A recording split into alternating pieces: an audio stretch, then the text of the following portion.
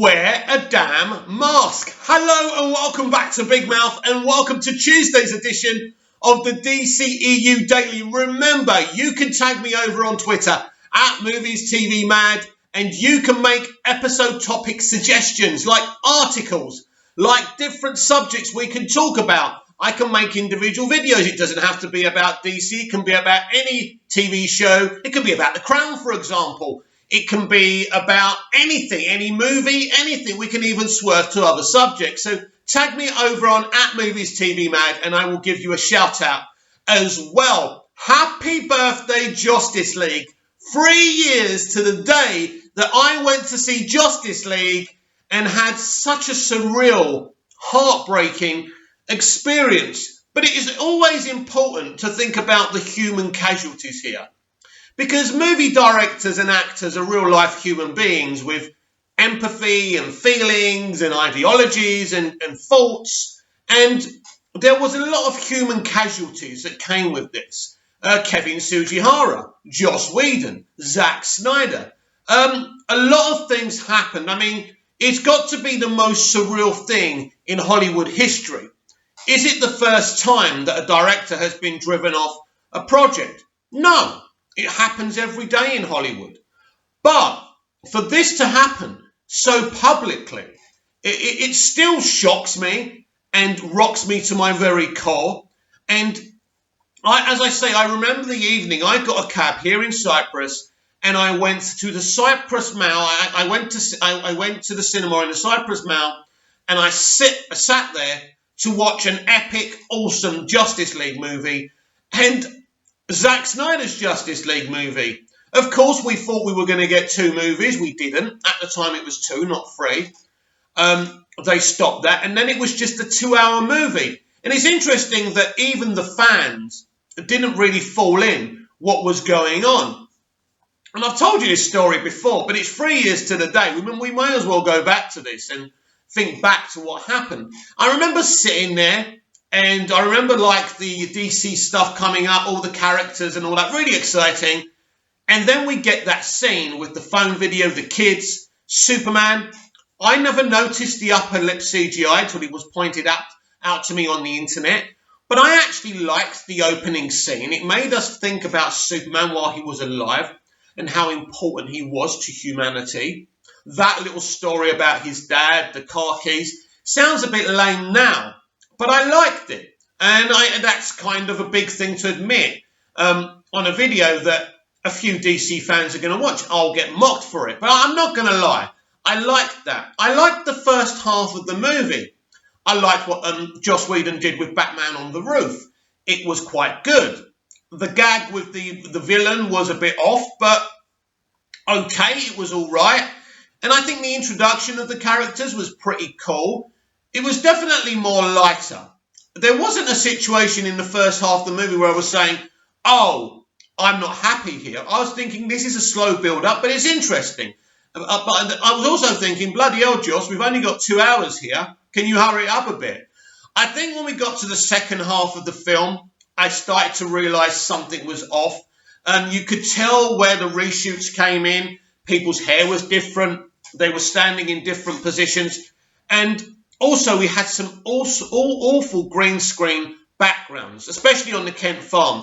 That's the moment, really, where I realised there was a problem, a massive problem. The film had been dumbed down, and in fact, this was not Zack Snyder's film at all. It was an absolute disgrace that they put his name on it. I always put the blame to all of this on Kevin Sugihara. When I think about the position that Joss Whedon was put in. Hello, Joss, mate. Yeah, Kev. Hey, Kevin, how's it going? Would you like to replace Zack Snyder and make a Justice League movie of your own? Yeah! And if you get this right, you get Batwoman. Yeah! Batwoman! I've always wanted to do a strong female comic book character movie. This is going to be amazing. He comes in, right. We want you to reshoot and rewrite elements of the film, but it's pretty much what Zack Snyder set up with the actors, the framework, the Steppenwolf stuff. But you said I could make my own movie. I kind of lied. Oh, and by the way, this film's still going to be released on November the 17th of this year. Is that okay? And Joss is thinking, no. Remember, Joss, Batwoman, can you do it? Of course I can. No problem. Now, the good thing about bringing in someone like Joss Whedon to finish up this shit show is that he is experienced in making television. Now, television is run at a very quick pace. You have to run to a schedule and you have to make all these episodes and they have to look awesome and feel awesome and be awesome, and you have to rush to do it. So if anyone could pull this off, it would have been Joss Whedon. I don't believe anyone could have done a better job with the schedule that Joss had, but it was a ridiculous situation. I do believe in my heart if they just kind of came out and said, right, Zack's gone. We've kind of decided to reaffirm what we're doing. We are putting the DCEU to bed. We are not happy with it. It's gone. Joss Whedon is coming with his own vision for the DC Extended Universe. I think it would have been controversial, and I think our fans, like the Snyderverse fans, would have came out a lot earlier with the pitchforks out, but at least Joss and Jeff Johns would have had an opportunity to do their own thing. But this is not what Kevin Sujihara wanted, right? I also feel if we as fans came out, when Man of Steel and Batman vs Superman were out there, and it was just a negative noise, we couldn't hear the people who actually loved this stuff, like me and you. I think we made a mistake. I think we came out too late. If we came out during Man of Steel and BVS, I think Zack would have been in the job, and we would have got Zack Snyder's Justice League when we were supposed to get it. So, Joss Whedon couldn't have done anything else what he did with the schedule. He was under pressure. He treated people badly. It's like when you gate crash a party and the guests don't want you there, the host doesn't want you there. This is what it was like for Joss Whedon. And the other way round as well. Joss Whedon didn't cast these actors. He didn't want these actors. Maybe Henry Cavill, who was obviously a lot more kind of collaborative with Joss, unlike the others who were really, really, really loyal to Zack. I feel that Henry Cavill, and he's not a bad person for this, but he's a career actor. He will do what he has to do, and he's a collaborator. Even if he feels something wrong's been done, I think I still remember him saying that whatever happened, even if there wasn't an MCU, the DCEU still would have been a mess. I don't see the DCEU, Man of Steel, BVS, Suicide Squad, and Wonder Woman as a mess. I think it's a very unique, interesting take on the DC Extended Universe. And we're getting it back. Zack's universe is back. He will continue to make projects for that universe. And we've got this whole multiverse strategy. But just sitting there, watching that film, and just realising the whole thing was a fucking mess. And by the end of it, when they're all standing there, I'm just not impressed at all. It looks horrible. As I say, they've got these weird geeky grins on their faces. It just doesn't work for me. You've got Diana kind of smiling at Superman, and nah, not for me. What an absolute fucking mess. And I came out underwhelmed. And the story of the cab driver asking me if I enjoyed it, and me lying, you all know about that, me saying I enjoyed it. I did this furious video on my old Instagram account, and the rest is history. But 3 years to the day of that release, and the reviews from the critics were very interesting. Many critics said it was a better film than BVS. Astonishing, isn't it? It's astonishing that people with a brain and history in watching movies and going behind the scenes to talk to actors and directors actually could say that Justice League is better than BVS and Man of Steel. I just couldn't believe. And I mean, once you say that, there's no going back.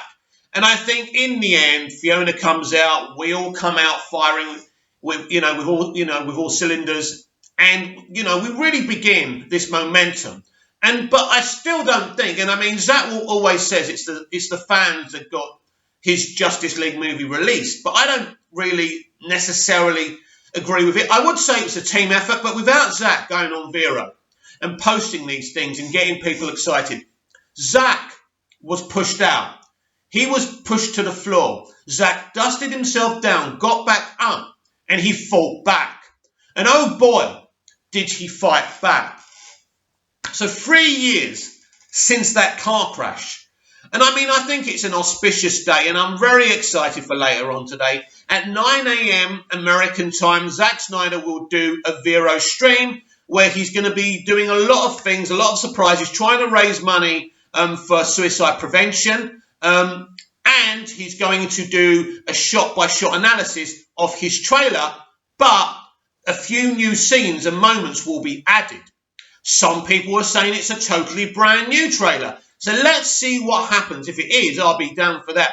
So 9 a.m. American time, a bit different in each kind of states that you're in America. Now, here where I am in Cyprus, it will be around 6 p.m. in the evening. And I think if you're in the UK and other countries along, near the UK, you're looking at 4, maybe 5 p.m. Maybe I'm looking at 7 p.m. But we will see. If you follow my Twitter at Movies TV Mad, I will be on top of the whole situation, retweeting. I will be on Vero. I'm so really excited to see how all this works out. I can't wait to see the new sequences. I can't wait for Zack to do his shot by shot.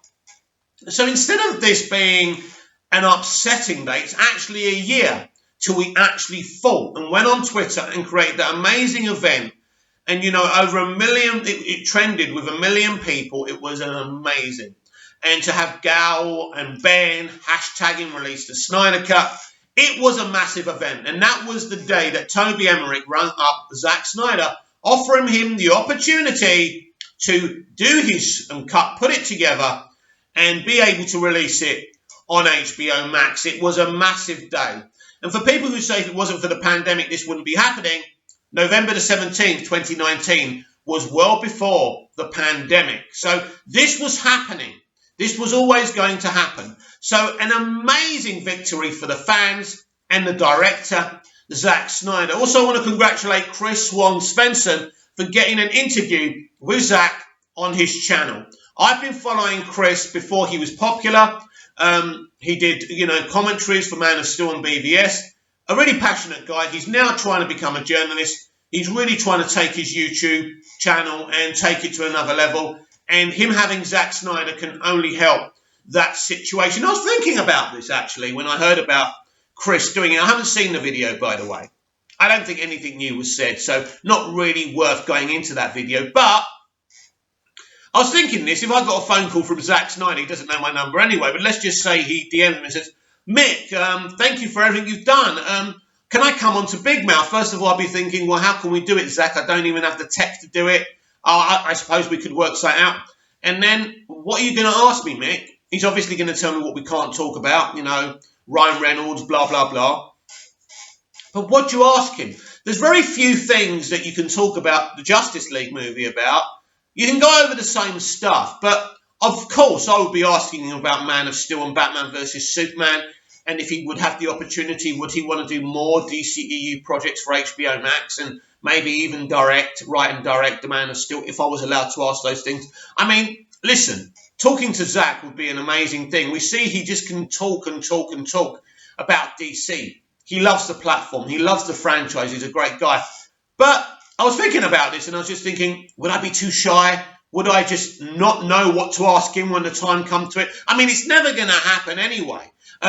But just imagining it. So it's great for an ordinary fan who's a very successful elite YouTuber now doing that. So congratulations to Davey Pienaar and Chris Wong Svensson for getting that opportunity. So don't forget, Zack will be on Vero later on in the morning in America, later this evening for us in Europe. A very exciting day that we should all be pumped for. Well. Yesterday I told you that a source exclusively told me that WB and Zack Snyder are planning to release 2 versions of Justice League in movie theatres. One would be the complete 4 hours in colour, and the other one will be the noir black and white version. And some of you were getting very aggressive, coming in on my DMs, as some of you people do, because you don't have any kind of funnel, saying I'm a liar and I'm a clickbaiter and this and that. Well, comicbook.com seem to be confirming what my source said. So let's give this a read. I love it when I'm right and I sit people down. Zack Snyder hopes for theatrical release for his Justice League cut. Set to get their... So, yeah, as tomorrow will mark the 3-year campaign to release the Snyder Cut, and fans of Zack Snyder and his mysterious cut of the film are set to get their wish next year sometime. When the extended version of the movie is released, it will be done exclusively on HBO Max streaming service, with the 4-hour movie divided into 4 episodes for the streamer. It's unclear how long the film will like on the service before a theatrical release on home media, but in a new interview, Snyder says he's still hopeful that this extended cut will be able to screen in movie theatres at some point, even if it's a long way away. This is interesting. I love the movies. I love the theatrical experience. I'm a huge advocate. If it's possible, I would love there to be a theatrical component to Justice League, Snyder said, while appearing on Ping Pong Flicks. Yeah, congratulations again, Chris. It's a little above my pay grade as far as distribution. The reality is the way distribution works. Warner Brothers and HBO Max, they have to make deals with all these different territories. And there's this super complicated process of how they sell the movie. But barring that, with any kind of luck in places where maybe HBO Max doesn't exist or something like that, there might be an opportunity to grab some IMAX screens. I want to say something. Because I think this is important. Because Zach seemed really, really sure that we'd all get to see it at the same time during fandom. He doesn't sound so sure. And I want to be absolutely clear about this. If I am not able to see this film at the same time as you Americans, and you lot have all said, don't pirate it, support this. I want to support this. But if it is not possible for me to see it on HBO Max or another streaming platform or in movie theatres, I will pirate, right? I will pirate the shit out of this film, and no one's going to stop me. I will see this film by hook or by crook at the same time as you Americans are. Why should you see it before me? Why should you lot have a PlayStation 5 before me? Why should you have access to streaming services before the rest of the world? And this is why the rest of the world has issues with America and their arrogance. I'm going to pipe down now. Snyder continued, adding that he hopes once the coronavirus pandemic is under control and the film has been on HBO Max for some time, that this dream can become a reality. I've said this, it is my ideal and my deep dream, and hope that we will be able to screen this movie for fans in IMAX. Whether it be once or 100 times, I'm not sure. But that is really what I would love to see. It would be after we would release the movie on HBO Max, and then we would take those dedicated few to the big screen just to go nuts. As we know, Snyder shot all of the original footage of Justice League and will present his cut of the movie in the IMAX aspect ratio of, is that 14? No, that's 1 point, I think, 3.1, I think, giving it less of a rectangular look as compared to traditional 16.9 widescreen format. Even if his other DC movie format and even his other DC movies, they're not actually writing proper sentences and words. Don't know what you're doing, comicbook.com. Learn to write. Anyway, there's no word yet on when Zack Snyder's Justice League releases on HBO Max, but the project is supposed to hit the streamer sometime in 2021. Stay tuned for tomorrow, blah, blah, blah, blah, blah. Yeah, this is why I prefer Screen Rant. Imagine that. You think that's my reading? That's how they bloody well write. So, I did say yesterday there were plans. Now, Zack's not going to talk about these plans as a matter of fact, but it looks like he's hinting already. To me, it looks obvious that they're going to milk the living shit out of this film. And I do expect that Zack Snyder's Justice League, both the colour, whole 4-hour movie version, and the noir black and white version, which Zack's also confirmed, will both be released for a cinematic movie theatre release date. I can see this being an extended kind of viewing as well, with intervals and things like that. I think this would be amazing. I think this film can make a hell of a lot of money, not just on HBO Max, but in movie theatres. In fact, this event, if people go in on HBO Max and like it, right, and they get the subscribers and the views, then they're definitely going to want to milk the shit out of it in movie theatres. This could be the biggest event in movie history. No, strike that. This will be the biggest event in movie history.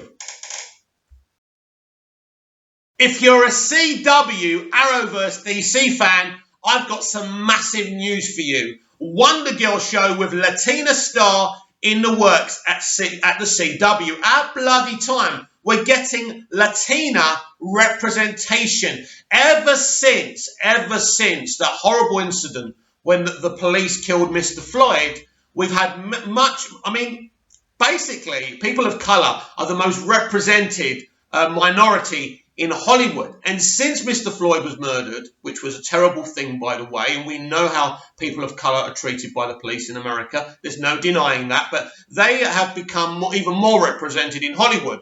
But that has caused some bitterness within the Latina community, and I don't blame them. So this is brilliant news. Wonder Girl show with Latina star in the works at the CW. And don't forget, this idiot who was working on Superman and Lois in the writer's room is going around doing YouTube videos, posting on Twitter, saying that, she was telling them that they're not representing people of colour. Let me tell you something. The CW has done more than anyone for representation and inclusion. You're not going to get your job back. The CW are so worried about you, darling, they're not even making a statement. So keep on mouthing off. She's actually blocked me, but I can still talk about you because that's what being in a democracy is all about, sweetheart. Anyway, the Arrowverse is expanding with Wonder Girl starring new character Yara Flor as the first Latina superhero to star in her own DC TV series by Thomas Bacon. Oh, Bacon.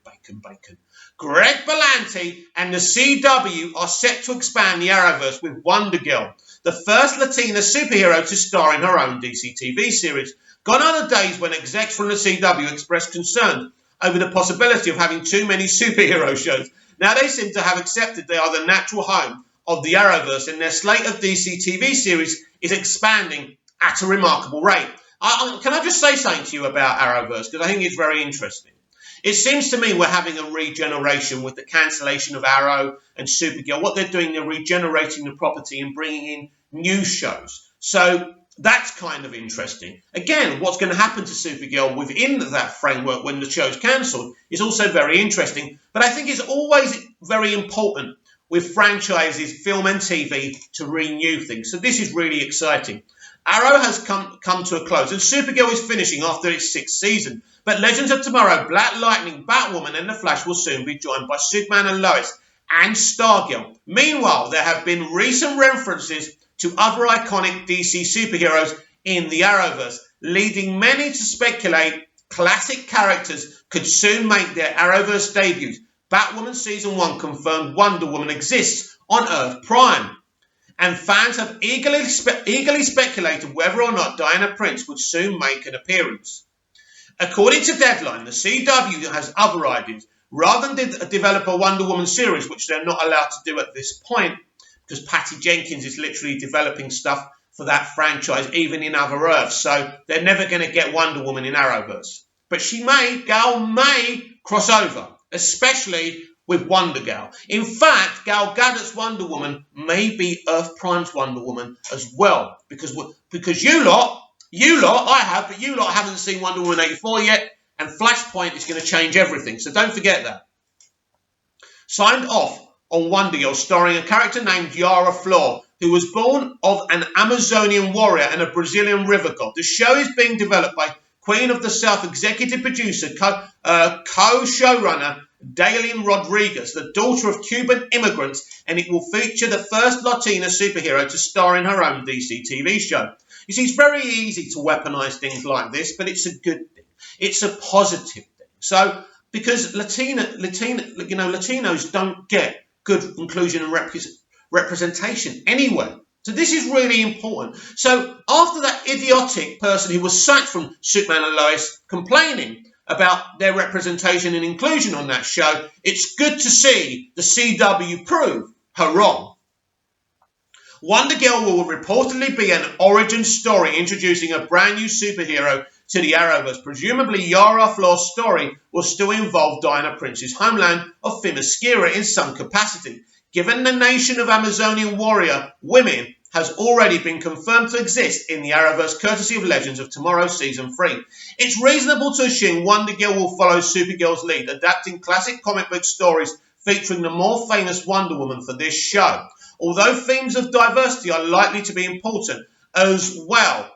Listen, I think if you've got the diversity by the casting and the showrunner, by the way, I think we can try and entertain people. Now, if there's some stories of diversity and things like that you can do well, but still entertain people like Russell T Davies did on Doctor Who and other clever showrunners in the past, then do it. But I don't want to sit there watching a lesson for 45 minutes each week. This is where modern TV and movie is failing its audience.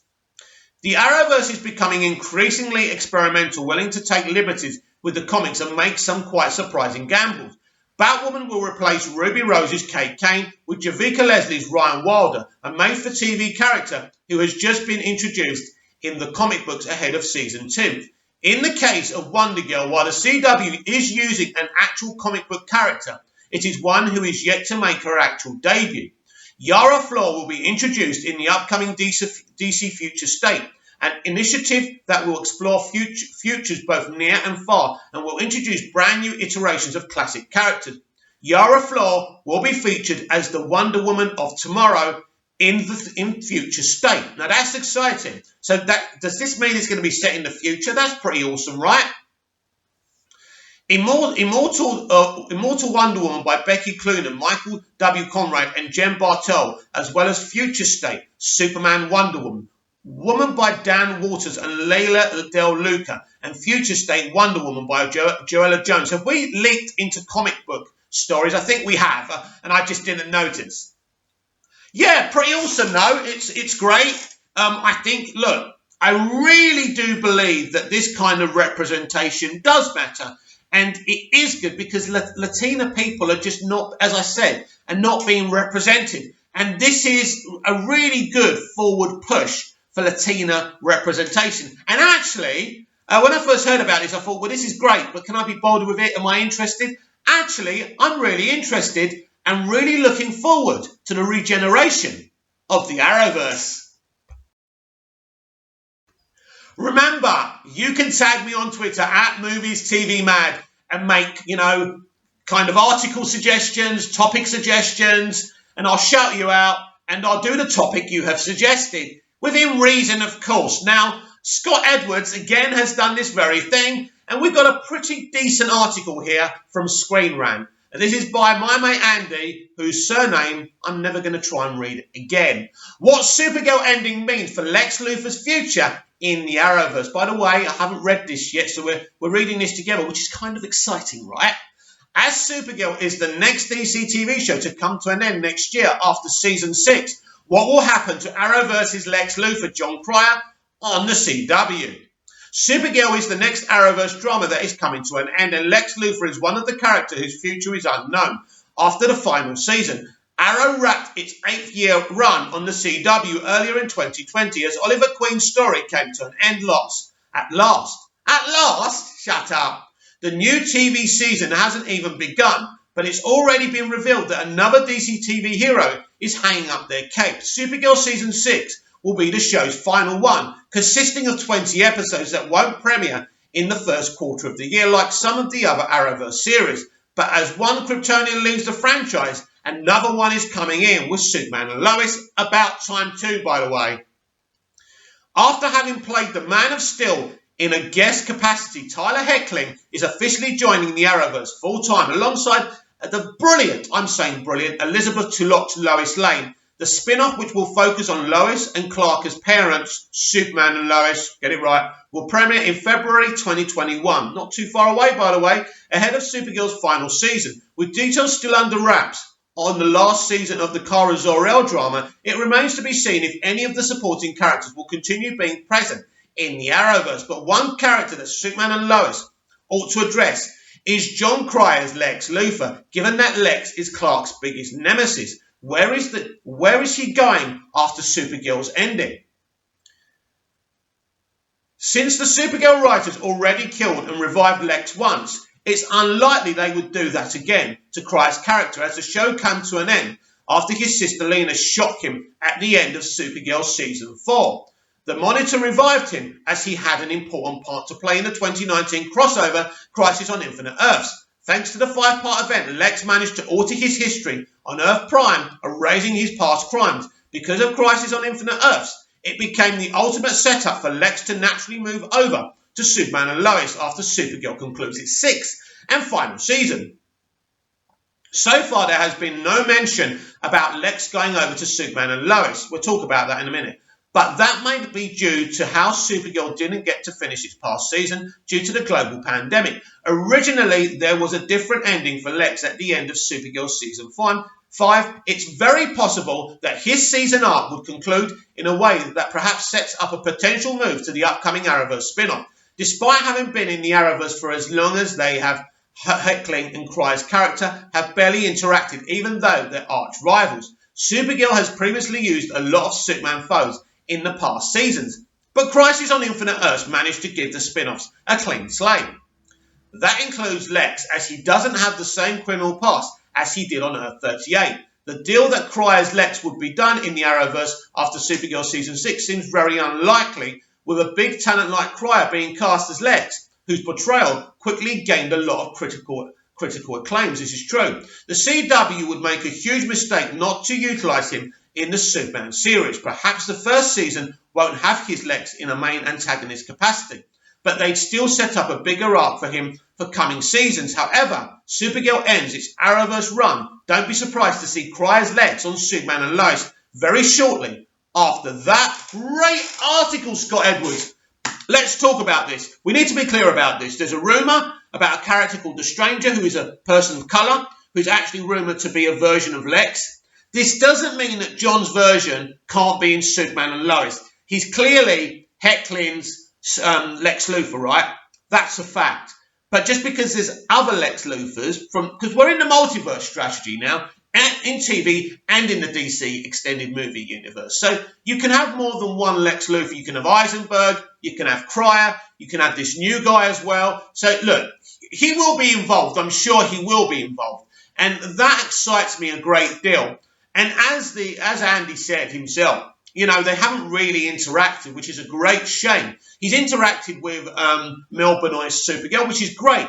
But we want to see that classic Superman Lex Luthor rivalry. And so hopefully he does jump onto Superman and Lois, but only time will tell. Nothing's been leaked to the press about that. So I will try and do some digging about that. So thank you, Scott Edwards. That was a great article. Comment down below, like, share and subscribe. And don't forget, tomorrow we'll be reacting to Zack Snyder's shot-by-shot analysis of his Justice League trailer. And either a new trailer we'll be reacting to or just some of the new clips he's put into the same trailer. Very, very exciting, very interesting. Today is a big day for fans of the DC Extended Universe and the Snyderverse, and we're going to discuss it all tomorrow. Until then, be good. If you can't be good, be bad, and I'll see you again soon. Bye-bye.